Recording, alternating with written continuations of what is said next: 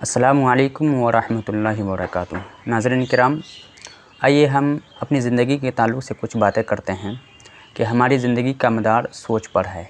हम जैसा सोचते हैं वैसी हमारी ज़िंदगी बनती है, इसीलिए हमें सोच को हमेशा मुस्बत रखना चाहिए। आइए हम इसको एक मिसाल के साथ समझते हैं।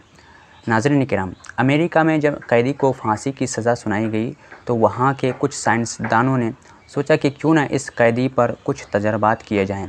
कैदी को बुलाया गया। हम तुम्हें फांसी देकर नहीं मारेंगे, बल्कि जहरीला कोबरा सांप डसाकर मारेंगे।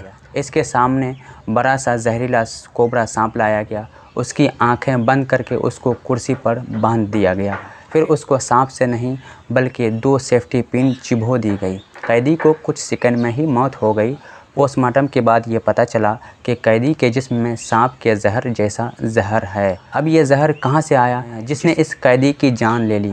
वो जहर उसके जिस्म ने ही सदमे में जारी किया था। इसके बाद साइंसदानों ने इस नतीजा पर पहुँचे कि हमारे हर अमल से मुस्बत या मनफी तवानाई बनती है और हमारे जिस्म में इसी के मुताबिक हार्मोन्स तैयार करती है।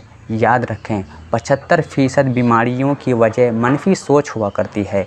आज इंसान खुद ही अपनी मनफी सोच से ख़ुद को ख़त्म कर रहा है। अपनी सोच को हमेशा मुस्बत रखें और बहुत खुश रहें।